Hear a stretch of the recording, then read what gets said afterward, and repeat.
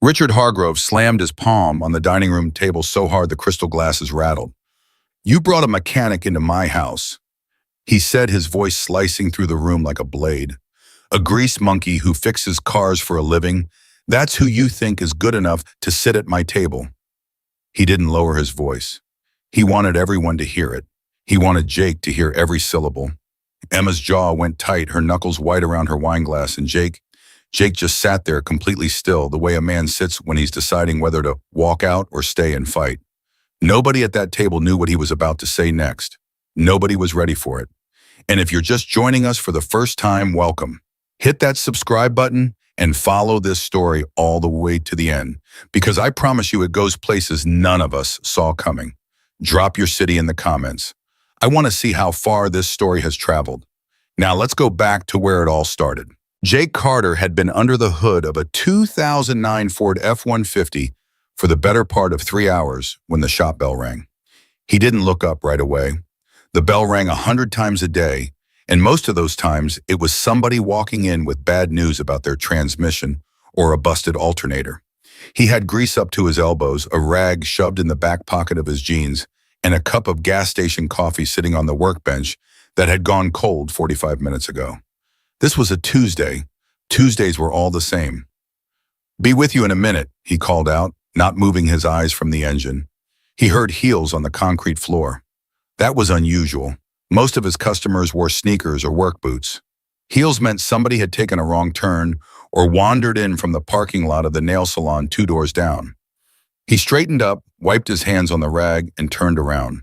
The woman standing in the entrance to his shop did not look like she had taken a wrong turn. She looked like she knew exactly where she was and was not entirely pleased about it. She was dressed in a dark blazer over a cream-colored blouse, her hair pulled back with the kind of precision that took either a lot of effort or a lot of practice. She was holding her car keys in one hand and her phone in the other, and she was looking around his shop the way people look at things they've never had to deal with personally but have been told exist. Jake recognized her immediately, and that surprised him more than the heels on the concrete. Emma Lawson, his boss, not his direct boss. The kind of boss who existed several floors above direct. She ran Hargrove Medical Group, a private hospital network that had been in her family for 3 generations. Jake didn't work for the hospital. He owned his shop, free and clear, but the shop sat on property leased from Hargrove Holdings, which meant that every month a portion of his rent check went somewhere that eventually landed on her desk. He had met her exactly twice. Once at a community business function where she shook hands for 40 minutes straight without seeming to actually see any of the people whose hands she was shaking. And once when a pipe burst in the parking structure adjacent to his shop, and there was a dispute about liability, and she had shown up in person, which everyone said was unusual, and she had resolved the dispute in 11 minutes without raising her voice once. Both times he doubted she had retained his name. "Mr. Carter," she said. She had retained his name. "Ms. Lawson," he said, and he pulled the rag from his pocket and wiped his hands again, even though they were already as clean as they were going to get without soap in a sink. "Something wrong with your car?" "My car is fine." She glanced at the F-150 behind him. "Is that a straight 6 or a V8? V8, previous owner put in an aftermarket intake but didn't touch the fuel injectors. She runs rich." Emma nodded once like she had filed that information away and moved on. "I need to talk to you about something. It's not about the car." "Okay," he said. He leaned against the workbench, crossed his arm. He wasn't hostile. He just didn't see any reason to pretend he wasn't confused. "What is it about?" She looked at him for a moment. Just looked the way someone looks when they're running through what they prepared to say and finding it suddenly insufficient. "I need a boyfriend," she said. The shop was quiet except for the distant sound of a compressor cycling somewhere in the back. Jake did not say anything. He kept his expression neutral, which took more effort than he was going to admit. "A pretend boyfriend," Emma added as if that clarified things significantly. "For a weekend. My parents are having their anniversary dinner at their house in Crestwood. I'm expected to attend. I'm also expected to bring someone.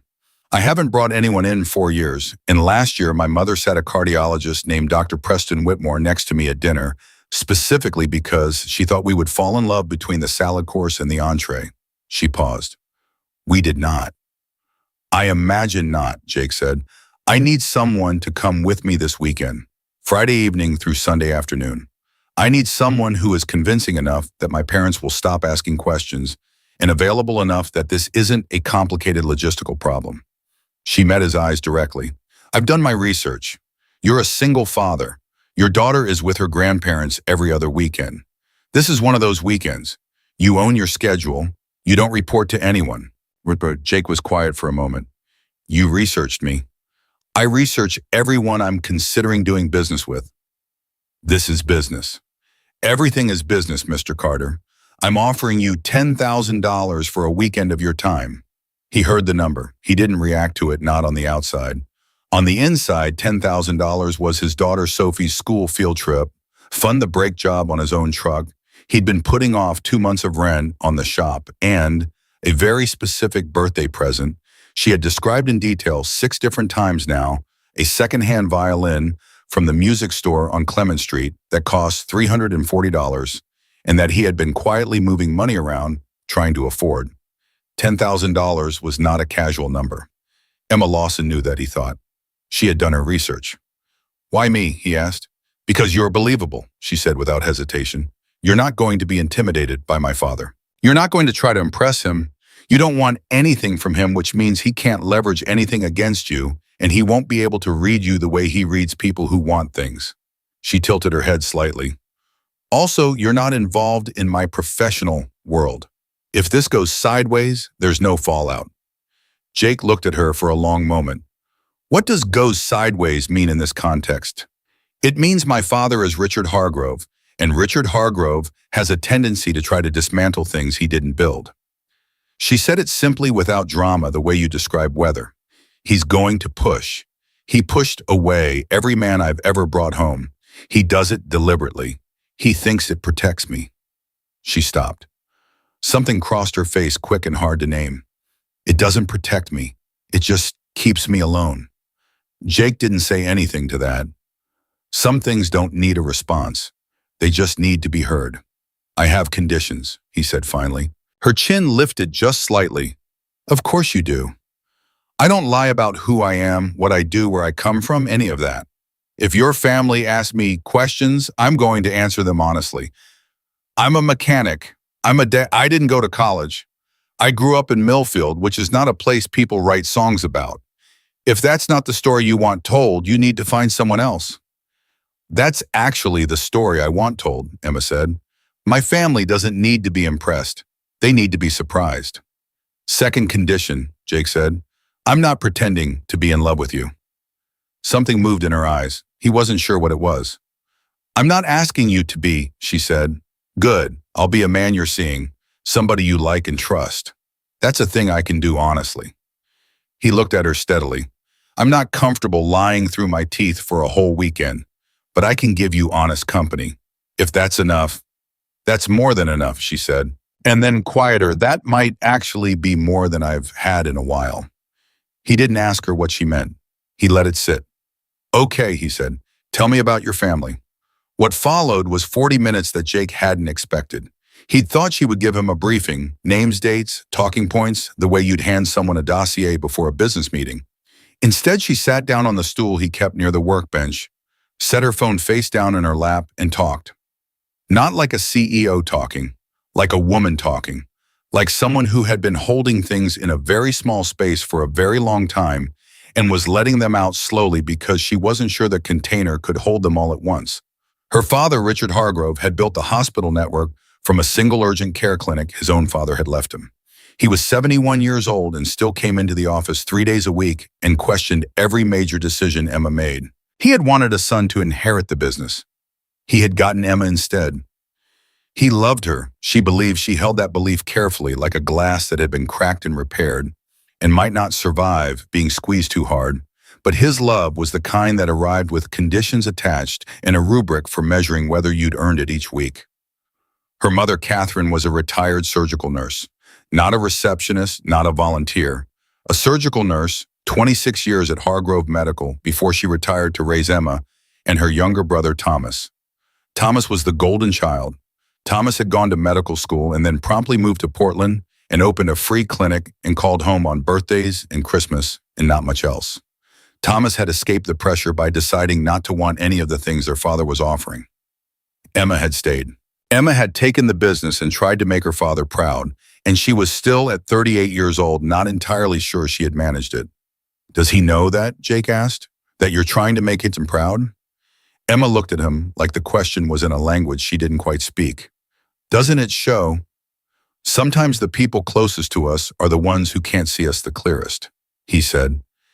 He shrugged. My ex-wife used to say I was trying to prove something every time I picked up a wrench.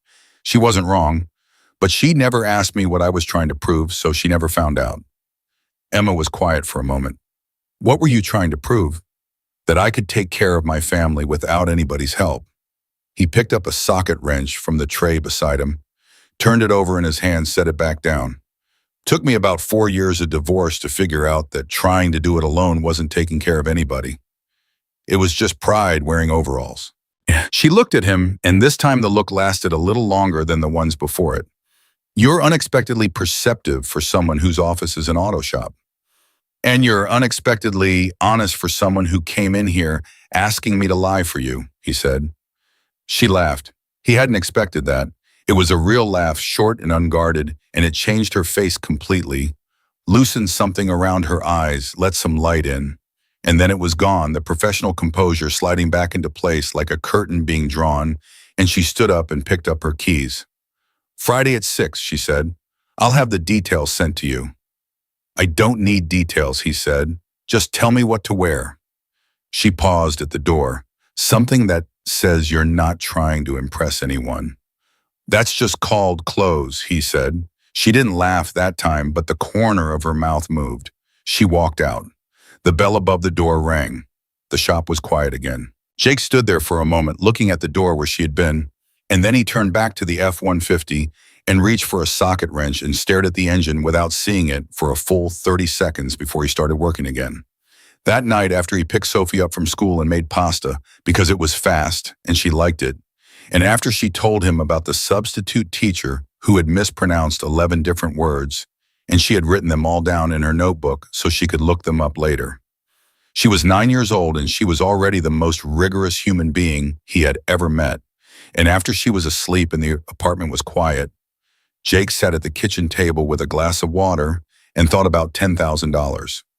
He thought about the violin on Clement Street. He thought about the alternator on his truck. He thought about the stool she had sat on in his shop and the way she had laughed unguarded and real and gone so fast like she'd decided she wasn't allowed to do it and revoked the permission mid-breath. He thought about Richard Hargrove, 71 years old, coming into the office 3 days a week to question his daughter's decisions. He thought about Emma saying, "It doesn't protect me, it just keeps me alone," and the way she'd said it without any particular self-pity as a fact as something she'd already processed and filed and moved past. He didn't think she'd move past it. He finished his water and went to bed. Wednesday passed the way Wednesdays do when you're waiting for Friday. He worked the shop. He changed an oil pan, aligned 2 sets of tires, diagnosed a fuel pump on a Civic, and turned down a job on a Jaguar. Because Jaguars after 2015 were a particular kind of headache he didn't have the diagnostic equipment for anymore, and he wasn't going to pretend otherwise. He texted his mother to confirm Sophie's drop-off for Friday afternoon. His mother texted back a series of emojis he couldn't entirely interpret, but that seemed positive. Thursday evening, a courier arrived at the shop with an envelope. Inside was a single card, thick cream-colored stock with an address in Crestwood, a gate code, and 4 words in clean handwriting. Dinner is at 7. He turned the card over, on the back in slightly different handwriting as though she had picked it up again after putting it down. Thank you for the conditions. They're fair. He read that twice. He put the card in the glove box of his truck, which was where he kept things he didn't want to lose. Friday came. He dropped Sophie off at his mother's house at 3, and Sophie told him to pack an extra pair of socks because she had a recurring theory that he never packed enough quickies, and he kissed the top of her head and drove home and stood in his closet for longer than he was going to tell anyone about. He didn't own anything fancy. He knew that. But he had a pair of dark jeans that fit right and a gray button-down he'd bought for his cousin's wedding 3 years ago that his mother had said made him look like he'd figured something out about himself. He put those on. He looked in the mirror. He looked like himself, cleaned up. He thought that was probably the right answer. He was pulling out of his parking spot when his phone buzzed on the passenger seat. He glanced at it at a red light. Emma Lawson, text message. My father already knows you're coming. One of his assistants monitors my calendar. I'm sorry I didn't warn you earlier. He's going to be prepared. Jake read it. Read it again. Set the phone down.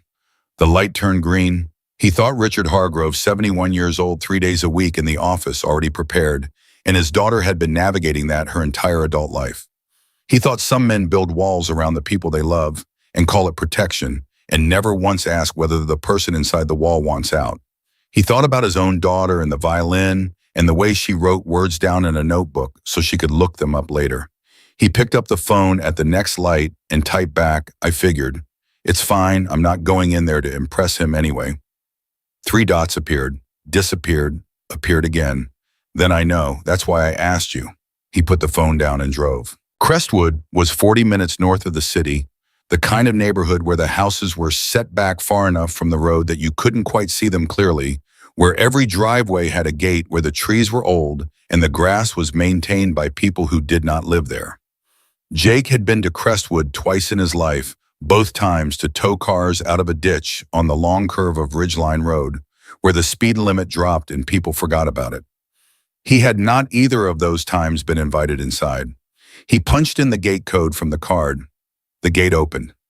He drove up a long, straight driveway lined with oak trees that had been there longer than he had been alive, and at the end of the driveway he stopped the truck and sat there for a second and looked at the house. It was a colonial. Brick white trim, 4 columns across the front, 3 stories, every window lit from inside. The kind of house that had been built to last and look like it knew it. Beside his truck, which had 140,000 miles on it, in a side mirror, he'd replaced with a slightly different shade of black. There were 2 other cars parked on the circular drive. A Mercedes sedan and an Audi SUV, both current model year. Both the kind of clean that came from being washed by someone else. Jake got out of the truck, straightened his collar, reached back in for the bottle of wine he'd bought at the shop on the corner, because showing up empty-handed wasn't something he was capable of no matter the situation. The woman at the wine shop had asked his budget, and he'd said $25, and she'd given him something she said was very good for $25, and he believed her. He walked up the steps and rang the bell. The door opened. The man who opened it was tall, broad-shouldered, and wearing a suit on a Friday evening in his own home, which told Jake everything he needed to know about the kind of man Richard Hargrove was. He had thick silver hair, sharp gray eyes, and the kind of jaw that looked like it had never once been uncertain about anything. He looked Jake up and down in under 2 seconds, the way a man looks at something he's already decided about. Mr. Carter, Richard Hargrove said. Not a question. Mr. Hargrove, Jake said. He held out his right hand. Richard looked at the hand for just half a second longer, then was polite before he shook it. His grip was firm and deliberate, the grip of a man who had been told once that handshakes revealed character and had been using every one of them as a test since. Jake matched the pressure exactly. Not a contest, just equal. Emma is helping her mother in the kitchen, Richard said, stepping back to let Jake in. She'll be out shortly. He looked at the wine bottle. You can leave that with me. Jake handed it over. Richard looked at the label, and his expression did not change, which was its own kind of commentary. Nice house, Jake said. Thank you. How long have you lived here? 37 years. You built it? My father built it. I inherited it. There was something in the way he said that weighted complex. Jake filed it away. That's a long time to be in one place, Jake said. Not many people have that anymore. That kind of continuity. Richard looked at him, and for just a moment, just one unguarded second, something shifted in his expression. Not warmth exactly, but interest. No, he said, they don't. Then Emma appeared in the doorway from the hallway, and for a moment Jake forgot about Richard Hargrove and the handshake and the way the crystal glasses looked in the dining room light behind him. She was wearing a dark green dress, simple and exact, and her hair was down, which he hadn't seen before, and she was looking at him with an expression that was trying very hard to be composed and was mostly succeeding, except around the eyes. Jake, she said. Emma, he said, and Richard Hargrove stood between them, looking from one to the other, and Jake could see the man's mind working, could see him recalibrating. could see him trying to find the angle and coming up with something he hadn't expected. Which was, Jake thought exactly what Emma had said would happen. She reached his side and he let her take his arm naturally, the way you take someone's arm when they've been standing in your corner, without being asked, and she said quietly, so only he could hear, you made it. Told you I would, he said. Her hand tightened on his arm, just slightly, and they walked into the house together, and behind them, Jake heard Richard Hargrove close the front door with a careful, deliberate click, the sound of a man who was still deciding what kind of opponent he was dealing with. The dining room of the Hargrove house was the kind of room that had hosted decisions, not just dinner's decisions. Jake could feel it in the way the chairs were positioned, the way the long table sat under the chandelier like a stage under a spotlight, the way Richard Hargrove moved to the head of it with the ease of a man who had been the center of every room he'd entered for 50 years. Everything in this house said this family matters, and don't you forget it. Jake sat down and didn't forget it, but he also didn't flinch from it. That was the difference. Catherine Hargrove came out of the kitchen carrying a dish herself, which surprised him. She was a small woman, precise in her movements, with the same sharp eyes as her husband, but something warmer behind them, or at least something more willing to be warm given the right conditions. She set the dish down, looked at Jake with frank curiosity and said, Emma tells me you own your own business. Yes, ma'am, auto repair, going on 11 years. You started it yourself, with a loan and a lot of hours, he said. Paid off the loan in 4 years. Catherine nodded, and something about her nod told him she approved of the specificity. Surgical nurses, he thought, appreciated specificity. They were trained to notice what other people glossed over. And you have a daughter, she said, sitting down across from him. Sophie, she's 9. She's the smartest person I know, and I'm not saying that because I'm her father. I'm saying it because she keeps a vocabulary notebook and corrects her substitute teachers when they mispronounce words. Catherine laughed, genuine and sudden, and it was the same laugh Emma had given him in the shop unguarded. Real gone fast. So that was where Emma had gotten it. And then Catherine looked at Emma, and there was something in that look tender and complicated. The look of a mother who sees something in her daughter's face she hasn't seen in a while and isn't sure whether to name it out loud. Richard hadn't said anything yet. He was cutting his food with clean, deliberate strokes, listening. Jake had been listening too. He'd been listening since he walked in, and what he'd heard in the first 10 minutes of sitting down was this. Catherine asked questions because she was genuinely curious. Richard asked questions because he was building a case. And Emma, sitting to Jake's left, was holding her fork with the precise tension of someone waiting for the floor to give way. What does an auto shop gross in a year? Richard said. The table went quiet. Catherine's eyes moved to her husband. Emma's hand stopped moving. Jake looked at Richard across the table. That's a pretty direct question for a first dinner, he said without any particular edge on it. I'm a direct man, Richard said. Then I'll give you a direct answer. Jake set down his fork. Enough that I'm not here for your daughter's money if that's what you're building to.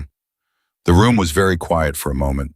Richard's jaw tightened. It wasn't the response he'd expected, and men like Richard Hargrove did not enjoy responses they hadn't anticipated.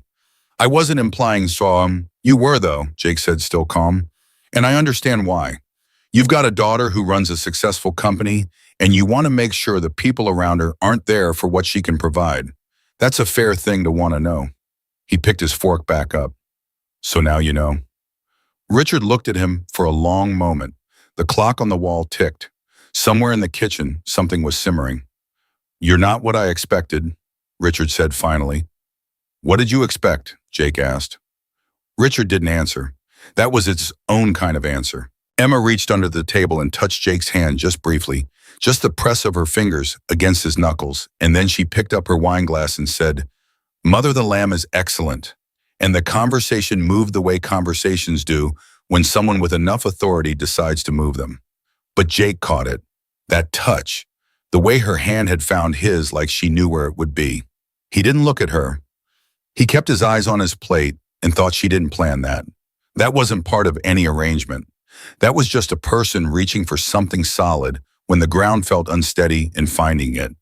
He thought that was the most honest thing that had happened all evening. Dinner proceeded the way high-pressure dinners do in waves. A few minutes of easy conversation, something light about Catherine's garden or the traffic on Ridgeline Road, And then Richard would ask another question, another probe, another gentle insertion of the blade. He asked about Jake's family background. Jake told him about Millfield, about his father who worked the line at a packing plant for 30 years and retired with bad knees and a good handshake. He told him about learning to fix engines in his uncle's garage because it was somewhere to be after school that wasn't the street. He didn't dress it up. He didn't apologize for it either. And something strange happened over the course of that dinner. Richard kept pushing and Jake kept not budging, and somewhere around the midpoint of the main course, Richard stopped trying to knock Jake off balance and started actually listening to him instead. Not warmly. Richard Hargrove was not a warm man in the conventional sense, and Jake had no illusions about that. But there was a quality of attention in him that shifted the way a suspicious dog shifts when it decides the person in front of it isn't a threat, but might actually be interesting. Emma noticed it too. Jake could tell by the way her shoulders dropped just a degree, just enough. After dinner, Richard poured scotch for himself and offered one to Jake, which Jake accepted, and they stood near the window in the sitting room while Catherine and Emma cleared plates, which Emma had insisted on doing, and Catherine had led her, which told Jake something about the dynamic between them that Emma needed sometimes to do something with her hands, and her mother understood that. "You said you grew up in Millfield," Richard said. He was looking out the window, not at Jake. "Born and raised. My father grew up in Harlow County, about 40 minutes from Millfield." He swirled the scotch. He never talked about it, not once. "I looked it up on a map when I was 12 because I wanted to understand where we'd come from, and he saw me looking and took the map away." Jake was quiet, letting him have the space to keep going or stop either one. "He built this house in 1971, Richard continued, 37 years after leaving Harlow County with $40 in a duffel bag.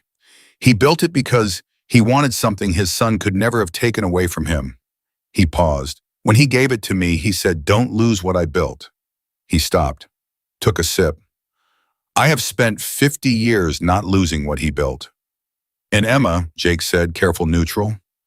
Richard turned to look at him then, and for the first time Jake saw something underneath the armor, something old and tired and honest that the man didn't let out very often. "Emma has grown the company 30% in 6 years. She's taken it further than I took it, further than my father took it." He stopped again. "I don't know how to tell her that. I've never known how to tell her that." Jake looked at him for a moment. "With respect, Mr. Hargrove, you should probably try." Richard looked back out the window. Emma appeared in the doorway then, and she looked at the two of them standing there together. And Jake watched her try to read the room, try to decode what had passed between them, and he could see her deciding she wasn't sure and wasn't going to ask. "Mother made coffee," she said. "In a minute," Richard said. Emma's eyes met Jake's, and he gave her the most minimal nod, barely a movement, barely anything, and something in her face steadied. She went back to the kitchen. Richard said without looking at him, "She picked a good one this time." Jake didn't say she didn't pick me. It's a financial arrangement. He didn't say it because it would have been cruel, and because by that point he wasn't entirely sure how true it was, and because some truths are less important than the moment they would destroy. He said, "She's a good one herself. Somebody ought to make sure she knows that." Richard didn't respond. But he finished his scotch, and when he walked toward the kitchen, his posture was slightly different from when he'd walked away from the dinner table. Less fortified, Jake noticed. He thought Catherine would notice too when she saw him. The rest of the evening passed with a strange ease that none of them had expected and none of them fully acknowledged. Catherine showed Jake photographs from the bookshelves. Emma at 7 in a Halloween costume. Emma at 16 looking painfully serious. In a debate club picture, Emma and Thomas at Christmas, both of them squinting against the sun in the backyard. Jake looked at each one and said the right things, the true thing, because the woman in those photographs was not abstract to him anymore. She was the woman who had sat on a stool in his shop and laughed and then taken it back, and who had pressed her fingers to his knuckles when she needed something solid. He looked up from the photographs and found Emma watching him from across the room, and the look on her face was something he didn't have a word for. Not gratitude, deeper than gratitude, more complicated. Around 10 o'clock, Jake said he should get on the road, and Catherine told him the guest rooms were already made up, which was when Jake realized with quiet alarm that the plan apparently had always involved him staying.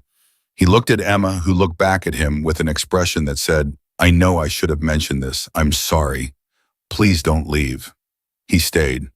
Catherine showed him to the guest room at the end of the second-floor hall, which was clean and well lit and had a window that looked out over the back of the property. She lingered at the door for a moment after she turned on the bedside lamp, her hands clasped in front of her, and then she said, "She doesn't bring people here." "I know," Jake said. "She hasn't let anyone close in a long time." Catherine looked at him with the direct, clear eyes of a woman who had spent 26 years reading vital signs and knew when something was real. "I want you to understand that, not as pressure, just as context." "I appreciate that," he said. Catherine nodded once satisfied with whatever she saw in his face. "Good night, Mr. Carter." "Good night, Mrs. Hargrove." He stood in the room after she left and put his hands in his pockets and looked at the ceiling for a moment. $10,000, he thought. That was what this was. A job, a transaction. He was here as a service provider carefully selected for his qualities, the way you select a contractor, reliable, non-disruptive, good communication skills. He was not here because Emma Lawson had feelings for him.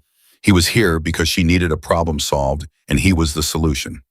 He kept thinking that. He kept thinking it very deliberately with the focus of a man who needed the thought to stay true. There was a knock on his door. He opened it. Emma was standing in the hall in a gray pullover and dark pants, her hair loose, her face without the professional composure that she wore like a second skin during the day. She looked younger. She looked tired. She looked like herself. He thought the self she kept tucked away behind the blazers and the boardroom voice and the clean, controlled way she moved through the world. "I owe you an apology," she said, "for not mentioning the overnight part." "Yes." "It's fine," he said. "The room's nice." "That's not the point." She leaned against the door frame, arms crossed, but not defensively, more like she needed the support of something solid.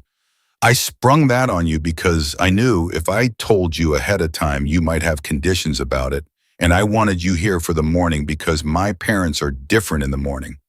They're more themselves, and I wanted—" She stopped. "What?" he asked. She looked at him for a moment, and he could see her deciding the way you watch someone at a ledge decide whether to jump. "I wanted someone here who I didn't have to perform for," she said, "even for just one night. I wanted to wake up in this house and not be alone in it." The hall was very quiet. "I shouldn't have done it without asking," she said. "That was a violation of the terms." "Emma," he said. She looked at him. "It's fine," he said. "Go to sleep." She looked at him for one more second, and then she pushed off from the doorframe and walked down the hall, and he watched her go, and then he closed the door and sat on the edge of the bed and did not go to sleep for a considerable amount of time. He lay in the dark and thought about what she'd said. "I wanted someone here who I didn't have to perform for." He thought about his own life, the way he got up every morning and put on the version of Jake Carter who had everything handled, who wasn't lonely, who didn't miss having a person. Not just a person, but a specific kind of person, the kind you could be quiet with. He thought about how long it had been since he had been quiet with someone and had it feel like enough. He thought about Sophie's violin. He thought about the card in his glove box. He thought about the way Emma had reached for his hand under the table without thinking about it. He stared at the ceiling until his eyes got heavy, and then he slept. In the morning, he came downstairs to find Richard Hargrove alone in the kitchen, which was unexpected. Richard was making coffee the old way on the stovetop, measured and deliberate, and he looked up when Jake came in and said, "Emma and her mother took a walk. Sit down." Jake sat down. Richard poured 2 cups and set one in front of Jake and sat across from him, and for a moment neither of them said anything. Outside somewhere birds were at it. The morning was doing what mornings do. "You didn't try to impress me last night," Richard said. "No," Jake agreed. "Every man Emma has ever brought here tried to impress me," Richard said. "They dressed for it, prepared for it, came in with their credentials in front of them like a shield." He looked down at his coffee. "You just came in." "That's generally how I go places," Jake said. "It bothered me," Richard admitted. "All evening, I kept waiting for the angle, the thing you wanted, the ask." He looked up. "There wasn't one." "There wasn't," Jake said. "Why not?" Jake thought about it honestly. "Because Emma didn't ask me to want anything from you. She asked me to be here. Those are 2 different jobs." Richard was quiet for a long moment. Then he said in a voice that was smaller than anything Jake had heard from him, I'm hard on her. I know, Jake said. She doesn't tell people that. She doesn't have to, Jake said. It shows up in how she carries herself, the way she walks into a room already expecting to have to prove something. Richard's hands tightened around his mug. His jaw worked. Her brother left, he said. Thomas just left. I never understood it. He had everything I built, everything I worked for, and he left it. He stopped. Emma stayed. Emma stayed and fought for every inch of it, and I have made it harder for her than it should have been because I was afraid if I made it easy, she'd go the way he did. Jake looked at him. Mr. Hargrove. Richard looked at him. She's not going anywhere, Jake said. That's not who she is. You've spent 37 years afraid of losing what your father built. Emma spent her whole career afraid of losing what you built. You two are the same person, and neither one of you has ever said it out loud, and that's the whole problem. The back door opened. Emma and Catherine came in pink-cheeked from the cold, and Emma stopped when she saw Jake and her father at the kitchen table together, 2 coffee cups between them, neither of them speaking. She looked at Jake with an expression that was half alarm, half something she hadn't decided on yet. Richard stood up. He walked to the counter, refilled his cup. His back was to the room. Then without turning around, he said, Emma, I want to tell you something. Emma looked at Jake. Jake said nothing. He picked up his coffee. Richard turned around. He looked at his daughter, and he was not a man built for softness. And what came out of him was not soft. It was rough and uneven, and it clearly cost him something considerable, and maybe that made it worth more than soft would have been. You've built something I couldn't have built, he said. I should have told you that before now. I'm telling you now. The kitchen was very still. Emma's face did the thing that faces do when the thing you've needed to hear for 20 years comes out of the person you needed to hear it from. It didn't crumple. It didn't break. It went very quiet the way a room goes quiet when something in it finally stops straining. She said, okay, Dad. Her voice was steady. Her eyes were not. Catherine put her hand on Richard's arm. Richard set down his coffee cup and walked to Emma and put one arm around her shoulder, stiff and uncertain, the hug of a man who had not done it enough and knew it and was doing it anyway. And Emma put her head against his shoulder for exactly 3 seconds and then straightened up and said, I'm going to get changed, and walked out of the kitchen. Richard looked at Jake, said nothing. Jake picked up his coffee and looked out the window at the back of the property. He thought $10,000. He thought a transaction. He thought about the card in his glove box, in the touch under the table, and Emma in the hallway last night leaning against the doorframe telling him the truth she hadn't prepared. He thought whatever this is, it is not just a transaction anymore. And he wasn't sure, sitting in the bright morning kitchen of the Hargrove house with Richard's Scotch-rough voice still in the air and Emma's steady voice underneath it, whether that knowledge made things simpler or considerably more complicated. He finished his coffee. He thought it was probably both. They left the Hargrove house at noon on Sunday, and for the first 20 minutes of the drive back to the city, neither of them said anything. Emma sat in the passenger seat of Jake's truck with her hands in her lap and her head tilted slightly toward the window, and Jake drove the way he always drove, steady, both hands easy on the wheel, and let the silence be what it was. Not uncomfortable, not loaded, just 2 people sitting inside something that had gotten bigger than either of them had planned for, and neither one quite ready to start measuring it out loud. It was Emma who broke it. He's never said that to me before, she said. Not loudly, not to the window, not to the road. To the space between them, which was where it belonged. In my entire life, not once. Jake kept his eyes on the road. How does it feel? She thought about it. He appreciated that she thought about it instead of giving him the easy answer. Like something I needed so badly for so long that when it finally came, I didn't know what to do with it. She paused. I just said okay. After 38 years of waiting to hear it, I said okay and walked out of the room. That's not nothing, Jake said. That's what you do when something's too big to respond to right away. You say okay and you let it settle. You sound like you've been there. My dad told me he was proud of me about 3 weeks before he died, Jake said. We were sitting in his hospital room and he wasn't even sure which day it was anymore. And he looked at me and said, "You've done all right, Jake." I almost missed it because I was busy adjusting his IV line. He paused. I didn't say anything either. I just kept adjusting the IV. Emma turned from the window and looked at him. He could feel her looking. Did it help? She asked. Hearing it even that late. It helped more than not hearing it would have, he said. That's the most honest answer I've got. She turned back to the window.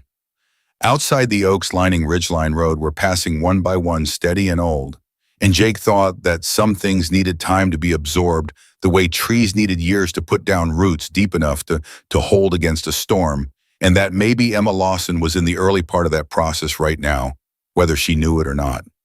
She said quietly, "Thank you, Jake." Not Mr. Carter, Jake. He said, "You're welcome," and meant it the way you mean something when there aren't any other words that get closer to the truth. They reached the city at 2 in the afternoon, and when Jake pulled up in front of the building she'd given him as her address, clean glass and steel, the kind of building that had a doorman and a lobby with furniture nobody ever sat in, Emma didn't get out right away. She sat with her hand on the door handle and her bag in her lap, and Jake left the truck running. "I'll have the transfer sent Monday," she said. "Okay," he said. Another pause. "The conditions you set," she said. "The ones where you said you wouldn't pretend to be in love with me." She stopped. "I've been thinking about those conditions." Jake waited. "They were the right conditions," she said. "And whatever happened this weekend, it wasn't pretending. I want you to know that. Whatever it wasn't a performance, not from my end." She opened the door and got out, and then she leaned back in one hand on the roof of the truck and looked at him directly. "I don't know what to do with that information yet, but I wanted you to have it." She closed the door before he could answer. He sat at the curb and watched her walk into the building, and the doorman held the door, and then she was gone past the glass, and all Jake could see was the reflection of the street in the lobby windows. He sat there for a full 30 seconds. Then he put the truck in drive and went to pick up Sophie. Sophie was full of information. She always was after a weekend at her grandmother's house because his mother had a gift for filling time with things that generated stories. They had baked something, they had watched something, they had found a caterpillar in the backyard and named it Gerald and released it into the garden with ceremony. Sophie reported all of this at high velocity from the back seat, and Jake listened and made the right sounds in the right places, and somewhere underneath the familiar rhythm of his daughter's voice, he was sitting with what Emma had said at the truck door. Whatever it wasn't a performance, not from my end. He thought about that the way you think about a piece of code that won't debug, turning it around, looking at it from different angles, checking whether the problem was in what she said or in the way he was reading it. He was a man who fixed things for a living, and the instinct when something didn't make sense was to keep working at it until it did. But there were some things that didn't yield to mechanical attention. Some things just needed to be held for a while. "Dad," Sophie said. "Yeah." "You're being quiet." "I'm listening," he said. "You're being quiet, she said, which was her distinction between silence that was paying attention and silence that was somewhere else. She was 9 years old and she had the most accurate emotional instrumentation of anyone he had ever met.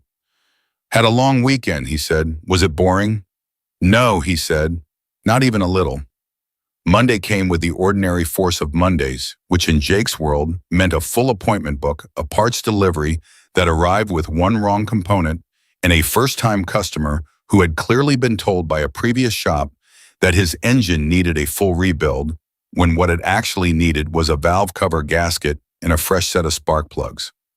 Jake showed him the difference, charged him for the actual work, and watched the man's face go from brace for disaster to stunned disbelief, and thought this was the part of the job he would never trade, the moment where you gave someone back something they thought they'd lost. The transfer arrived in his account at 10:15, $10,000 clean and prompt, with a memo line that said consulting services, which made him smile for reasons he didn't fully examine.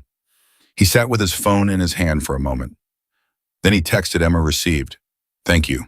The response came 90 seconds later. "Thank you for everything." He set the phone down and went back to work. He didn't hear from her for 4 days. He told himself that was expected and fine. The weekend was over. The arrangement was complete. She had her life back, board meetings and quarterly reviews, and the constant low-pressure weather of being Richard Hargrove's daughter in Richard Hargrove's company, and he had his shop and his daughter and his mornings. Everything was as it should be. Thursday evening his phone rang. Not a text, a call which Emma Lawson had never done before. He answered it on the second ring. "I had dinner with my father tonight," she said without preamble. "He called me. He made the reservation himself, which he hasn't done since 2018. He picked the restaurant. He was early." A pause. "He told me he wants to transition the CEO role formally by the end of the year. Not as a takeover, as a handoff.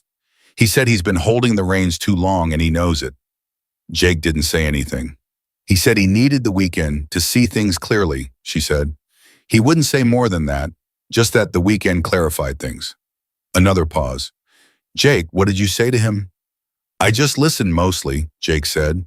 "You didn't just listen. He doesn't change 37 years of behavior because someone listened." Jake leaned back in his chair. "I told him you were the same person he was, and that you both needed to hear things you'd been keeping from each other." Silence on the line. Then, "That's it. And I told him you weren't going anywhere. That you weren't Thomas and he knew it, and he needed to stop punishing you for being the one who stayed." The silence stretched longer this time. He could hear her breathing on the other end of the line, slow and careful, the breathing of someone keeping themselves together through force of habit. "Nobody has ever said that to him," she said finally. "Somebody should have a long time ago," Jake said. "Why did you do that?" she asked. "You were there for a weekend. You were there as a service. You had no obligation to." "Emma," he said. She stopped. "It needed to be said," he said. "And I was there. So I said it, that's all." She was quiet for a moment. "I keep trying to fit this into a category," she said. "I keep trying to understand what this is, what you are in relation to me, what the correct framework is for." She stopped. He could almost hear her pushing the corporate language aside, looking for different words underneath it. "I keep trying to put a structure on it," she said, quieter now. "And it won't fit in any structure I have." "Maybe it doesn't need a structure yet," he said. "I'm a person who plans things," she said. "I know," he said. "I noticed. I researched you before I came to your shop. I had talking points prepared. I had contingencies." A short, self-aware pause. "I had a backup candidate in case you said no." "Who was the backup?" "It doesn't matter because it was never going to be him," she said. And then she seemed to catch up to herself what she just admitted and went quiet. Jake didn't press it. He let it land where it needed to land. "I'd like to see you," she said. "Not as a transaction, not as any kind of arrangement. Just I'd like to see you." Jake looked across his kitchen to where Sophie's drawings were stuck to the refrigerator with magnets, color, and chaos, and one very detailed rendering of Gerald the caterpillar. He thought about his life, the weight and texture of it, the early mornings, and the engine grease and the bedtime routines, and the ordinary magnificence of raising a 9-year-old who kept a vocabulary notebook. He thought about whether there was room in that life for someone like Emma Lawson, and whether she understood what that life actually looked like up close, not from the outside, not from the cleaned-up Friday evening version of it. "I've got Sophie Saturday morning," he said. "She has a thing at the music store on Clement Street. There's a violin she wants to try." A pause. "Are you inviting me?" "I'm describing my Saturday," he said. "You can do whatever you want with that information." He could hear it in the silence, the small, real sound of her deciding to do something she hadn't prepared for. "Clement Street," she said. "What time?" 10 o'clock, he said. "And fair warning, Sophie will ask you questions, and she will write down any word you use that she doesn't know. She might correct your pronunciation if she thinks it's wrong. She's usually right." Emma laughed, the same laugh as in the shop, as in the dining room, unguarded and genuine and over too fast. "I'll bring coffee," she said. "She drinks hot chocolate," Jake said, "just so you know." "Coffee for us, hot chocolate for Sophie," Emma said. "I can manage a plan that simple." "Don't let her hear you call it simple," Jake said. "She'll have opinions about that." Emma laughed again, longer this time, and Jake felt it in the same place he'd felt the first one, somewhere behind the sternum, somewhere he hadn't paid attention to in a while. After he hung up, he sat in the kitchen for a long moment and thought about what he'd just done. He had not said, "Yes, let's have dinner somewhere nice and see where this goes." He had said, "Here is my actual life. Here is my daughter. Here is Saturday morning in a music store on Clement Street, and you are welcome inside it if you want to come." That was not a small thing to offer. He knew that. He had not offered it to anyone since the divorce. He got up and checked on Sophie, who was asleep with her vocabulary notebook on the pillow beside her, open to a page that said perspicacious in careful letters, and beneath it in smaller letters having ready insight into things. He read it twice and thought that if his daughter was perspicacious enough to define it at 9, he ought to try harder at it himself. He turned off her light and stood in the doorway in the dark and thought about Saturday. Saturday came gray and cool, the kind of San Francisco morning that smelled like the bay and made everything feel slightly more real than usual. Sophie was up before him, already dressed, already certain about the violin. She had been certain about the violin since October, which was when she had first seen it in the window of the music store, and announced with the conviction of someone reporting a scientific finding that it was the one. Jake had told her they were saving for it, and she had accepted this with the patience of someone who understood delayed gratification because she had a father who had taught it to her by example. He had not told her about Emma. He told her in the truck on the way there because Sophie deserved honesty, and he was not a man who soft-pedaled things to his daughter. "A woman named Emma is going to meet us at the store," he said. "She's someone I've been getting to know. She's bringing you a hot chocolate." Sophie processed this with the focused stillness she brought to all new information. "Is she your girlfriend?" "She's a friend," he said. "A new one." "Does she know about the violin?" "She knows you're trying it today." "Does she know I've been saving up for it since October?" "I told her it was one you wanted to try," Jake said carefully. Sophie considered this. "What does she do?" "She runs a hospital company." "Is she nice?" Jake thought about the porch conversation that hadn't happened yet, the one he could feel coming the way you feel a storm coming when the air changes. He thought about the woman who had pressed her fingers to his knuckles under a dinner table and not known she was doing it. "She's learning to be oide," he said. "I think she wants to be." Sophie looked out the window. "That's an okay answer," she said. Emma was already there when they arrived. She was standing outside the music store in a jacket he hadn't seen before, holding a cardboard tray with 3 cups, and she looked exactly as prepared and exactly as uncertain as a person can look simultaneously. When she saw Jake's truck pull up, something in her face shifted relief, he thought, and something more vulnerable underneath it. Sophie got out of the truck and walked directly to Emma, the way children sometimes do when they have already made a decision, and looked up at her and said, "Are you Emma?" "I am," Emma said, and crouched down to Sophie's eye level, which Jake noted. Not everyone did that. "You must be Sophie." "I am," Sophie said, mirroring the phrasing with satisfaction. "Is that my hot chocolate?" "It is," Emma said and handed it over. "Your dad said you were very particular about it." "I'm particular about a lot of things," Sophie said, taking the cup. She looked at Emma for a moment longer with the unfiltered assessment of a 9-year-old. "You have good shoes." Emma looked down at her shoes, then back up at Sophie. "Thank you. You have excellent judgment." Sophie turned to Jake with an expression that said she'll do, and then she walked into the music store. Jake watched her go, and when he turned back, Emma was standing up holding the remaining 2 cups, and she was looking at him with an expression he hadn't seen on her before. Open, undefended. The way a person looks when they have just been evaluated by someone whose opinion turns out to matter to them more than they expected. "She's incredible," Emma said. "Yeah," he said. "She is." He took his coffee from the tray. Their fingers didn't touch, but they were close and neither of them stepped back. Inside the store, Sophie found the violin immediately. She had not forgotten where it was, not for one day of the 4 months since she'd first seen it, and the man behind the counter, who knew Sophie by name at this point, took it down and let her hold it. She held it with both hands, careful and reverent, the way you hold something you've been waiting for. And she looked at Jake. He nodded. She tucked it under her chin. She had never had a lesson. She drew the bow across the strings, and it made a sound that was objectively not musical. And she beamed like she just heard the most beautiful thing in the world. And Jake felt something in his chest that had no name but didn't need one. Mike was standing beside him. He heard her breath catch. Sophie played 3 more terrible, magnificent notes and then lowered the bow and said, "Dad, this is the one." "I know," Jake said. He pulled out his wallet. He had the money now.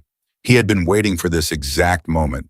He paid for the violin in full, and Sophie watched the transaction with the solemnity of someone witnessing something important. And when the man behind the counter put the violin in its case and handed it to her, she held it with both arms like it might escape. She looked up at Emma. Did you know he was going to buy it today? Emma looked at Jake. Jake looked at Sophie. No, Emma said honestly. I didn't. Sophie nodded, satisfied by the honesty. He's been saving for it, she said. He thinks I don't know, but I counted the money in the jar in the kitchen 3 times. Jake closed his eyes for half a second. He's good at taking care of things, Sophie told Emma with the authority of a person stating a well-established fact, even when he doesn't say so out loud. Emma was very quiet for a moment. When Jake opened his eyes, she was looking at him, and the expression on her face was the one he'd been trying to find a word for since the kitchen table at the Hargrove house. And he still didn't have the word, but he was starting to think that was all right. Some things didn't need a word. They just needed to be true. He picked up Sophie's case and they walked out of the music store together, all 3 of them, into the gray San Francisco morning, and Sophie was already telling Emma about the substitute teacher and the mispronounced words in the notebook. And Emma was listening with her full attention, asking the real questions, the kind that told you someone wasn't just being polite, they actually wanted to know. And Jake walked beside them and felt something he hadn't felt in a long time. Not fixed, not solved, not arrived anywhere in particular, just not alone.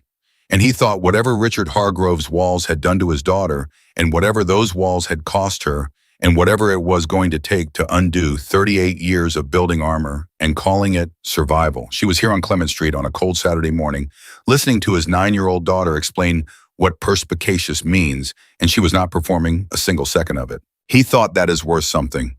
He thought that might be worth everything. And he kept walking. The 3 of them ended up at the diner 2 blocks from the music store because Sophie announced she was hungry, and that hot chocolate alone did not constitute breakfast, which was a reasonable position that neither Jake nor Emma was in any position to argue with. Sophie ordered pancakes with the confidence of someone who had never once doubted a menu decision, and Emma ordered black coffee and toast and looked at Sophie's pancakes when they arrived with the expression of a person who had forgotten that food could look like that, abundant and uncomplicated, and just for the pleasure of it. You can have some, Sophie said without looking up.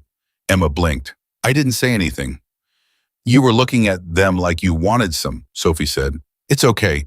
Dad does the same thing when he's pretending he's not hungry. She pushed the plate 2 inches toward Emma. Take some. Emma looked at Jake. Jake looked back at her with an expression that said, I told you she was accurate. Emma picked up her fork and took a piece of pancake, and Sophie went back to eating. Satisfied, and Jake watched Emma eat that 1 bite of pancake and look out the window with something on her face that was so simple and unguarded that it almost hurt to see it, a woman just eating a piece of someone else's pancake on a Saturday morning, not running anything, not managing anything, just sitting inside an ordinary moment and letting it be ordinary. He thought she hasn't had enough of these. He thought that is something I can do something about. After breakfast, Sophie fell asleep in the back seat of the truck on the way home, with her violin case across her lap, the way children sleep when they've gotten exactly what they wanted from a day completely without reservation. Jake drove and Emma sat in the passenger seat, and the city moved past the windows, and she said quietly so as not to wake Sophie, She's going to be something. She already is something, Jake said. I know, I meant to other people, in the world. She's going to matter to a lot of people she hasn't met yet. Jake looked in the rearview mirror at his sleeping daughter and felt a particular pride that doesn't announce itself, the quiet kind, the bedrock kind, the kind that was just always there underneath everything else. Yeah, he said, she is. Emma was quiet for a moment. I don't know how you do it, she said. The mornings and the school pickups and the pancakes and still running the shop and still being... She stopped. Still being the person you are. There's no cracks in it. There are plenty of cracks, he said. You're just seeing the weekend version. Tell me about the cracks, she said. He glanced at her.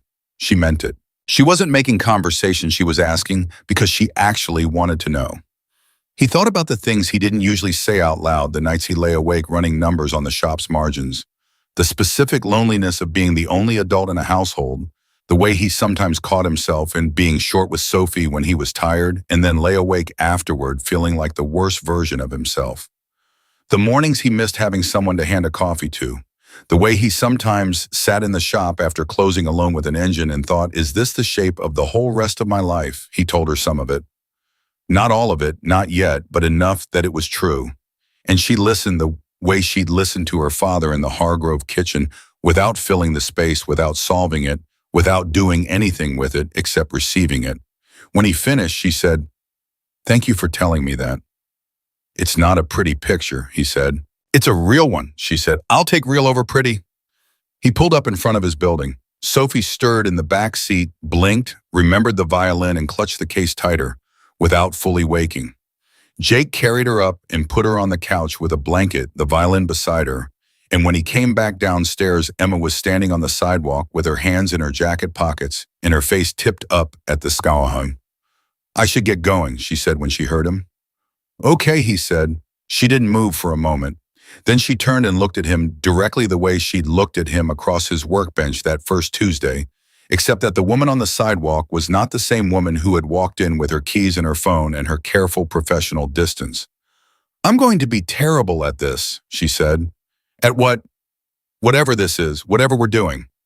She said it matter-of-factly, without self-pity. "I'm going to default to the wrong thing. I'm going to try to control things I can't control.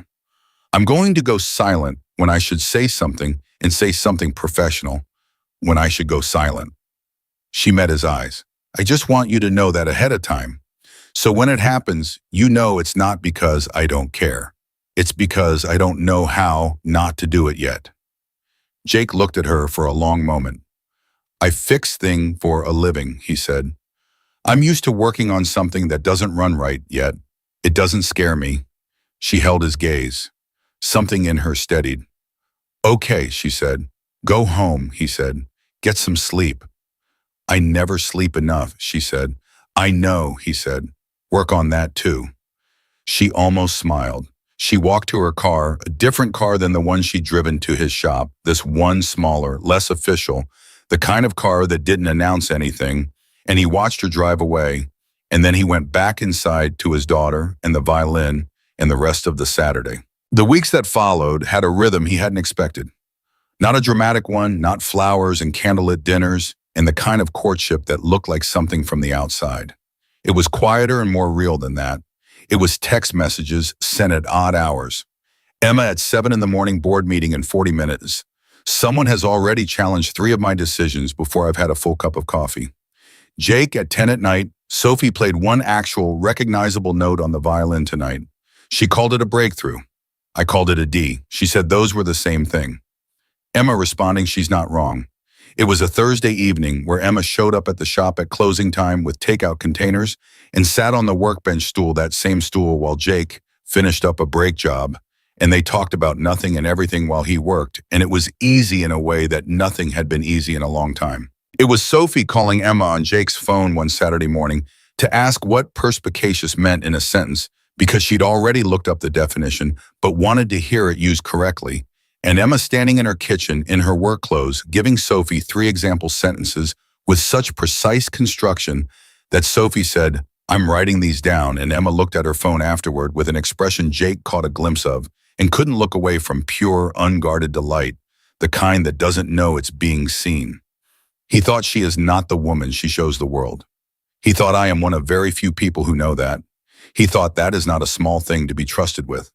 But there was a fault line underneath all of it, and he felt it the way you feel a fault line, in a structure not on the surface, not immediately dangerous, but there and real and not going away just because you didn't talk about it. The fault line had a name, and the name was, what does this look like in 6 months, in a year, in the sustained, ordinary reality of actual life together? He was a mechanic with an auto shop in the city and a 9-year-old daughter in a truck with 140,000 miles on it. She ran a company with 4,000 employees and a board of directors, and a father who had just formally begun the process of handing her full control of a 30-year legacy. Their lives were not parallel. They intersected at odd angles in coffee shops and in his shop and on Clement Street, but the actual weight and infrastructure of their daily existences were not designed to accommodate each other. And neither of them had said that out loud, which meant they were both thinking it. The night it came to a head arrived without warning, the way the real ones always do. It was a Tuesday, 4 weeks after Clement Street. Emma had been in back-to-back meetings for 11 hours, and Jake had been under 3 different cars, And Sophie had a fever that turned out to be nothing but had required Jake to leave the shop for 2 hours in the middle of the day and take her to the doctor and cancel 2 appointments. By the time he got home and got Sophie settled and ate half a sandwich standing over the sink, it was 9:30, and he had not eaten a real meal since morning. He sat down on the couch and his phone showed 3 missed calls from a number he didn't recognize, and a voicemail he hadn't listened to yet, and a text from Emma that said, "I need to talk to you tonight. Can you call?" He called. She answered on the first ring, and he could hear in the first syllable that something was wrong. "There's a journalist," she said without preamble, "from the Chronicle. He's been working on a piece about Hargrove Medical for 3 months. I knew about the piece. I've been cooperating with it. It's a profile of the company in the transition from my father. I thought I knew what was in it." She stopped. "I was wrong about what was in it." "What's in it?" Jake asked. "Me," she said. "Our weekend. The journalist found out about the arrangement. Someone talked. I don't know who, someone in my office, possibly someone on my father's staff. They know I paid you. They know how much." Her voice was controlled but tight, the kind of controlled that was 1 degree of pressure away from not being controlled at all. The piece is framing it as a CEO who paid a working-class man to pose as her boyfriend to manage her father's perception of her professional stability. The apartment was very quiet. Jake could hear Sophie breathing from down the hall. "When does it run?" he asked. "Friday," she said. There are options. I can reach the editor. I can get ahead of it. But Jake," she stopped. "The story includes your name, your shop. They found Sophie." Something went cold in him. "What do you mean they found Sophie?"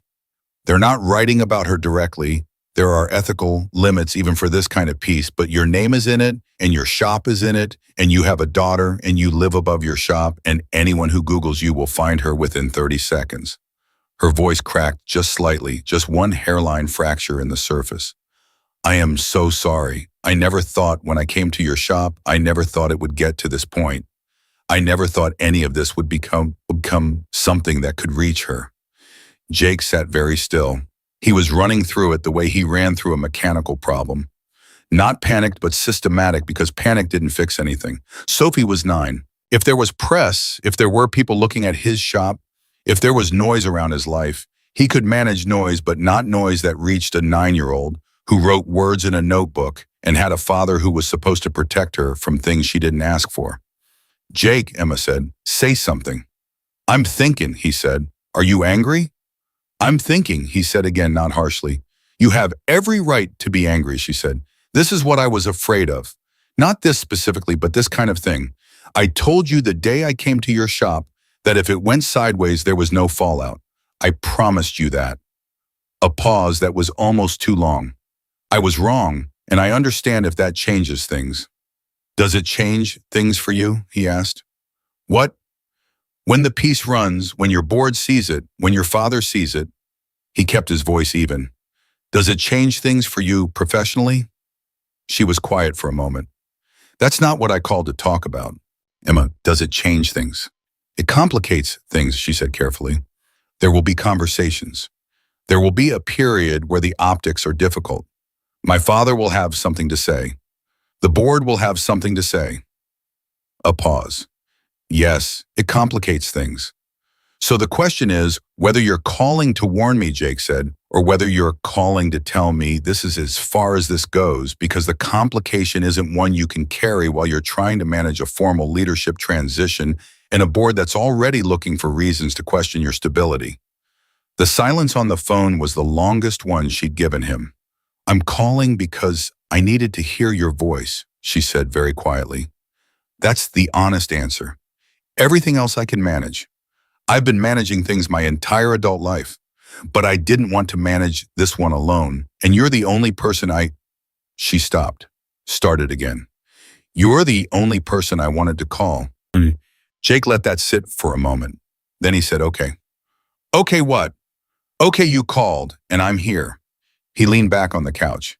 "Now tell me what you actually want to do about the piece. Not what you think you have to do. What you want." Another long pause. "I want to get ahead of it," she said. "I want to tell the story myself on my terms before someone else tells a version of it that makes both of us smaller than we are." Her voice steadied as she said it the way a person's voice steadies when they find the direction they were looking for. I want to go to the editor and say I'll give you a better story. Not a scandal, the actual story. What is the actual story? Jake asked. A woman who spent her whole career trying to be what her company needed her to be, who hired someone for a weekend and discovered in the process what she'd been missing, Emma said. A man who showed up without pretending to be anyone other than who he was and changed things. She stopped. A family that finally told each other the truth after 30 years. Another pause, quieter. I don't know if that's a story a newspaper wants, but it's true. It's a better story than the one they've got, Jake said. Will you let me tell it? She asked. You're part of it, with your name. I won't do it if you say no. He thought about Sophie. He thought about the shop. He thought about his mother, who was going to have a lot of questions. He thought about Richard Hargrove reading the paper over his coffee in the house with the oak trees and Catherine and what they would think. He thought about what he'd told Emma from the very beginning. I don't lie about who I am. What I do, where I come from. Tell it, he said. Tell it the way it happened. Jake, tell it the way it happened, he said again. We don't have anything to be ashamed of. She breathed out slow and shaking the exhalation of someone who had been holding something up for a long time and was just now setting it down. There's one more thing, she said. He waited. My father called me tonight, before I called you. She stopped. He already knows about the piece. Someone on his staff told him. A pause. He said to tell you that if you need a lawyer to deal with the press, he knows people. Good ones. And that the offer stands regardless of what happens between you and me. Jake was quiet for a long moment. He said that, he asked. Word for word, Emma said. I wrote it down because I knew you'd want to know exactly. Jake thought about Richard Hargrove, 71 years old, making a phone call on behalf of a man he'd known for one weekend, a mechanic from Millfield, a man who drove a truck with 140,000 miles on it and hadn't tried to impress anyone. He thought about what it cost a man like Richard to make that call, the specific shape of the gesture, what it said about what had shifted in him. Tell him thank you, Jake said, and tell him I've got it handled. He'll respect that, Emma said, and then softer. I respect that. He sat in the quiet of his apartment for a moment after they hung up Sophie's breathing down the hall, the violin case leaning against the wall by the couch, the ordinary architecture of his life exactly as it had been an hour ago, and also somehow slightly different, the way a room looks different after you've said something true in it that you hadn't said before. He thought about the fault line. He thought about all the ways the next weeks were going to be complicated and loud and require him to stand somewhere public and be seen and let people form opinions about his life that he hadn't asked for. He thought about Emma saying, "You're the only person I wanted to call." He thought the fault line is still there. It didn't go anywhere. None of the structural differences between their lives had resolved themselves in the last hour. The complications were real. The distance between who they were in the world was real, and he thought none of that is the question. The question is whether you're going to let the gap stop you from crossing it. And he knew with the clear certainty of someone who has spent 11 years fixing things other people gave up on, that a gap was not the same thing as an impossibility. A gap was just where the work started. He picked up his phone and typed, "I'll be at the shop tomorrow at 7. If you want to talk through the editor conversation before you make the call, come by. I'll have coffee." The response came before he'd set the phone down. "Emma, I'll be there at 7:15. Jake, I'll have it ready. Emma, Jake. Jake, yeah, Emma, thank you for not running." He looked at that for a moment. He thought about all the reasons a reasonable man might have run the press.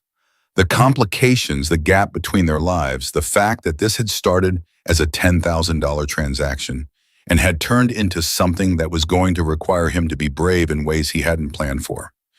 He typed back, "I fix things. I don't run from them." He put his phone on the charger, turned off the kitchen light, and walked down the hall to check on Sophie one more time. She was asleep on her side, one arm extended toward the violin case on the nightstand, the vocabulary notebook open on the pillow. He tilted it toward the light from the doorway to read the last entry. The word was tenacity. Beneath it in Sophie's careful letters, the quality of holding fast to something and refusing to let it go even when it is difficult. He looked at that for a long moment. He thought about whether his daughter was prescient or whether she just always happened to be working on exactly the right word at exactly the right time. And he decided it was probably both because she was Sophie, and Sophie was the kind of person who didn't make small choices, even when she didn't know she was choosing. He turned off the light, went to bed, set his alarm for 6:30, and slept soundly for the first time in a week. Emma was at the shop at 7:13. Jake knew because he heard her car before he saw it. She drove with the windows down now, which she hadn't done the first time she came. And he'd noticed that small thing because it was the kind of thing that told you something true about a person, whether they let the air in or kept it out. He handed her the coffee before she'd fully cleared the door. She took it with both hands and didn't say anything for a moment, just held it, and he could see in the set of her jaw and the slight shadows under her eyes that she had not slept much. He didn't comment on it. Some observations were better expressed in coffee than in words. "How do you want to handle the call?" he asked. "I want to call the editor directly," she said. "I want to tell him I'll give him a sit-down. Me and you both on record telling it straight." She looked at Jake. No spin, no PR language, just what happened and why. "And you're sure about that?" Jake said. "Not a challenge, a check." "I've been sure since last night," she said. "I was afraid to say it out loud, which is different from being unsure." She wrapped both hands around the cup. "My PR director is going to have a complete breakdown." "What are you going to tell her?" "I'm going to tell her I'm handling it personally, which is something she's heard before and always interpreted as a threat. This time she'll be right." Emma took a sip of the coffee. "The board meets Friday. The piece would run Friday. If I get ahead of it by Thursday, a real statement, a real interview, my voice and yours before theirs, we control the narrative before the board even sits down." "You've thought this through," he said. "I think through everything," she said. "The part that was new last night was deciding I was done thinking through it alone." He looked at her. She looked back. The shop was quiet around them, the way it got before the day started, and the light was the early kind, and for a moment it was just the two of them in it, without any of the noise of the outside world pressing in yet. "Make the call," he said. She made the call right there, standing in his shop coffee cup on the workbench, and Jake listening to half a conversation that told him everything he needed to know about who Emma Lawson was when she was operating at full power. She was direct without being aggressive. She was specific without being controlled. She told the editor she had a story better than the one he had, and she told him it was true, and she told him she needed 48 hours and one sit-down, and his word that nothing ran before then. She said it the way people say things when they know they're right and they've stopped being afraid of the knowing. When she hung up, she let out a breath that had clearly been waiting in her chest for a while. "He agreed," she said. "I know," Jake said. "I could tell from your face." She looked at him. "What did my face look like?" "That you'd won the room," he said. "You get a particular look." "What kind of look?" "Like you just fixed an engine," he said. "Like everything just lined up the way it was supposed to." She stared at him for a moment, and then she laughed, the full version this time. Not the short, retracted one, but the real laugh that stayed in the room instead of disappearing the moment it arrived, and Jake held on to the sound of it because he was starting to understand that Emma laughing fully without taking it back was not a small thing. It was something she was learning to let herself do. He was not going to take that lightly. The Chronicle interview ran Thursday afternoon online, first print Friday. Jake had read it sitting in his truck on his lunch break, and it was not what he'd expected, which meant it was better. The journalist had done something Jake had underestimated. He had listened. The piece wasn't a scandal story with a redemptive turn added at the end. It was the actual story, a woman trying to solve a problem the only way she knew how, a man who refused to be anything other than himself, and what happened when those two things met in a room. There was a photograph, just one, the two of them outside the music store on Clement Street.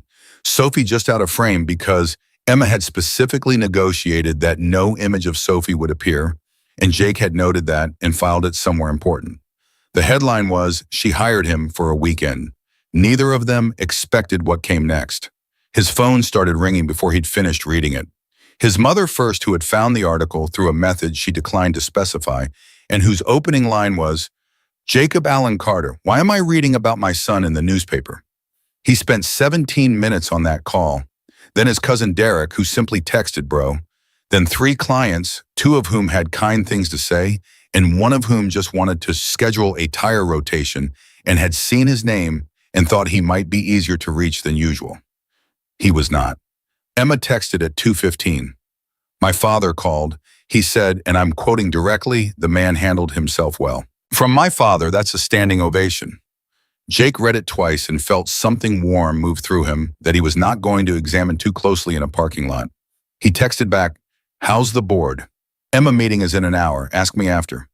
He put the phone in his pocket and went back to work because engines didn't stop needing attention because you were in a newspaper, and the F-150 from 3 weeks ago was back with a new complaint about the exhaust manifold that was not going to diagnose itself. She texted him at 5:47. Emma, they approved the transition.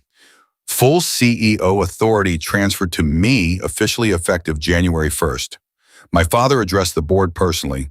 He said the company is in the right hands. Jake stopped what he was doing. Emma, he said it in front of all of them. He said it out loud.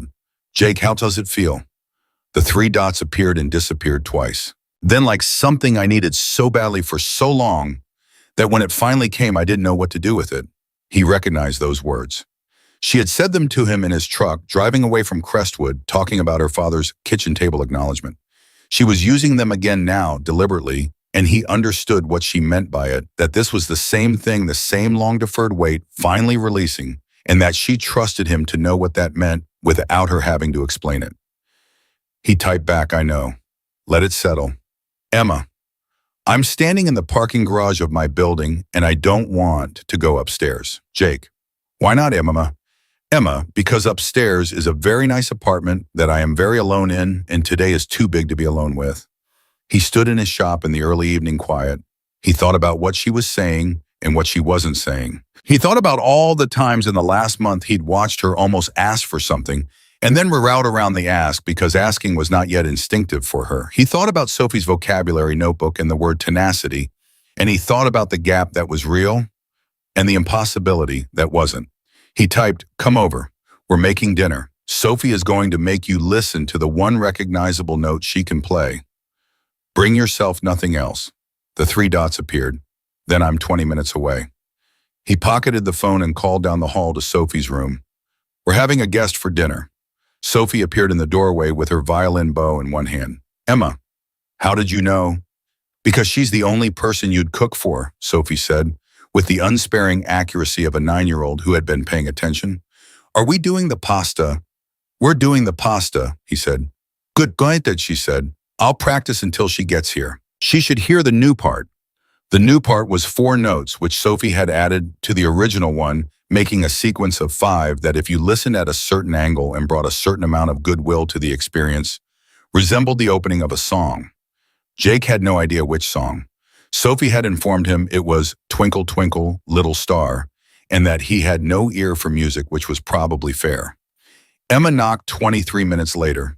Sophie opened the door before Jake could get to it because Sophie had been waiting by it for the last 4 minutes. You're here, Sophie said. I'm here, Emma said. Come listen to this, Sophie said, and took her by the hand without preamble and led her into the living room. And Jake stood in the kitchen doorway and watched Emma allow herself to be led by a 9-year-old and did not say a word, just turned back to the pasta water and let the moment be what it was. The 5 notes happened. They happened at a volume and with an enthusiasm that outpaced their technical precision significantly, and Emma sat on the couch and listened with her full and genuine attention and said when it was done, "That's Twinkle, Twinkle." Sophie looked at her with profound satisfaction. My dad couldn't hear it. Your dad fixes engines, Emma said. His ear is calibrated for different things. What's calibrated mean? Sophie asked. Adjusted and optimized for a specific purpose, Emma said. Sophie reached for her notebook. Jake made pasta. He made it the way he always made it, nothing elaborate, garlic and olive oil, and the good Parmesan his mother had given him, the recipe his father had learned from a man he'd worked the line with for 20 years. Emma sat at the kitchen table and watched him cook, and they talked the way they'd been talking lately, easily and without effort, about the board meeting and the transition and Richard's face when he addressed the room, and about the article and the text Jake had gotten and the one from his cousin Derek that just said bro. Emma laughed at that one for a long time. Sophie ate dinner with them and then announced she was going to let them talk because grown-up talking was generally slow, and she had reading to do, which was the most diplomatic exit Jake had ever witnessed from a 9-year-old. Emma looked after her with the same expression she'd worn outside the music store, the open and unguarded delight that didn't know it was being seen. She's something, Emma said. You keep saying that, Jake said. I keep meaning it more, Emma said. They washed the dishes together without discussing who would do what, just fell into the natural division of it, Jake washing, Emma drying the same way it happened in kitchens between people who have been in each other's company long enough to stop thinking about the logistics and just do the thing. It was a quiet 10 minutes, and it was the best 10 minutes Jake had had in longer than he wanted to admit. After Sophie was asleep, they sat at the kitchen table with the last of the wine Emma had brought, despite his instructions, and that was when she said it. I want to show you something. She reached into her jacket pocket and put a key on the table between them. Small, brass, ordinary looking. She put it there and left it there and looked at him. It's the spare key to my apartment. Jake looked at the key. He didn't touch it yet. I'm not asking you to move in, she said. I'm not making a plan. I don't have a timeline or a rubric or a contingency. I have a key and I have... She stopped, looked at her hands, then looked back up at him. I have the clearest feeling I've had about anything in years, which is that I want you to be able to walk through my door whenever you need to. Not as an arrangement, not as a transaction. Because you've been the most real thing in my life since a Tuesday afternoon when I walked into your shop and sat on a stool and you asked me about my family and I couldn't stop talking. The apartment was very quiet around them. Down the hall, Sophie breathed in the even rhythm of a child who had no doubts about her place in the world, and the violin case leaned against the wall, and somewhere outside the city was doing what cities do at 10 o'clock at night. I know what you're thinking, Emma said. Tell me, he said. You're thinking about the gap, she said. The distance between our lives. The way my world and yours don't line up on paper. You're thinking about whether you can trust that this is real and not something I'll retreat from when things get complicated. She met his eyes steadily. You are thinking that you have a daughter to protect, and you've been careful for a long time, and this is a risk that doesn't have guaranteed returns. He was quiet for a moment. You're good at that, he said. And what naming the thing it's clean, he said. I've been practicing, she said. You showed me how. She pushed the key slightly closer to him. Not forceful, just present. I'm not asking you to trust the gap. I'm asking you to trust me. The specific me, not the CEO, not the daughter, not the woman from the newspaper article. Me. She stopped. I know that's a lot to ask. Jake looked at the key for a long moment. He thought about the card in his glove box, the one she'd sent before the Crestwood weekend with thank you for the conditions written on the back. He'd kept it because it was the first honest thing she'd given him, and he didn't want to lose it. He thought about her hand on his knuckles under the dinner table, and the hallway conversation, and the parking garage text, and the way she'd held Sophie's hot chocolate with both hands like it was something to be careful with. He thought about the fault line and the gap and all the structural realities of their lives, and he thought, I have been using those things as reasons because I know how to use reasons. What I am less practiced at is letting myself want something I don't already know how to fix. He picked up the key. It was lighter than he'd expected. Or maybe it was exactly as heavy as a key should be, and he'd expected it to weigh more because of what it meant. He held it in his hand and looked at Emma, who was watching him with the expression of someone who had made herself completely available to one outcome or another and was not going to flinch from either one. I'm going to be bad at some of this, he said. I'm going to be too quiet when I should talk. I'm going to default to fixing things with my hands when the problem needs words. I'm going to worry about Sophie first in every situation, and that's not going to change. I know, she said. I already accounted for all of that. Of course you did, he said. She almost smiled. Is that a yes? He closed his hand around the key. It's a yes, he said. She let out the breath she'd been holding, and it was the same exhalation as in his shop the morning she'd made the editor call the sound of something enormous finally laid down after being carried too long. She pressed her hands flat on the table and looked at him, and she was not performing a single syllable of what came next. I don't want to go home to an empty apartment tonight, she said. I know it's late. I know you have to be at the shop early, I'm not asking you to solve that. I'm just telling you the truth. The couch pulls out, Jake said. She looked at him. Jake, Emma, that is the least romantic thing you could have said. It's a good couch, he said. Sophie picked it. She has excellent judgment. Emma looked at him for one long second, and then she laughed the full version, the room-staying kind, the kind that had been practicing itself over the last several weeks and was getting better at not disappearing. Jake watched her laugh and felt it in that place behind the sternum again, the same place it had always landed, and thought that a man could get used to being the reason for that sound. He thought that a man should probably try mowing. She stayed. Not on the couch. She slept in the actual guest room because there was a real guest room now that Sophie had decided last month that it should have a proper bed in it and had lobbied for this change with the kind of sustained campaign that only 9-year-olds and CEOs can sustain. And Emma slept in that room, and the apartment held all three of them through the night, the way a good structure holds the things inside it steady and without complaint. In the morning, Jake was up first. He made coffee and stood in the kitchen in the early quiet and thought about the key in the drawer, where he'd put it, and about the night's particular stillness, and about the fact that the apartment felt different with someone else's breathing in it. Not crowded, not disrupted, just fuller. More like what a home could be when you stopped treating it only as a place to survive in and started letting it be a place where you lived. Sophie appeared at 7, still in her pajamas with her vocabulary notebook under her arm and her hair doing several things at once. She went directly to the cabinet for cereal, then stopped when she saw 2 coffee cups on the counter and looked at Jake with bright and unsurprised eyes. She stayed, Sophie said. She stayed, Jake confirmed. Sophie considered this with the equanimity of someone whose world had expanded by one and found it agreeable. She got her cereal bowl. Then she said casually, pouring milk with precise focus, "She could stay more. It's better when there are more people." Jake looked at his daughter, this small, fierce person who had been paying attention to everything and keeping track in a notebook and growing into herself one careful word at a time, and he thought, yes, it is better. He had spent a long time thinking that keeping things small was the same as keeping them safe. He understood now that it wasn't. That safety and smallness were not the same thing. That the right people didn't make a life smaller when you let them in. They made it larger. They made it more itself.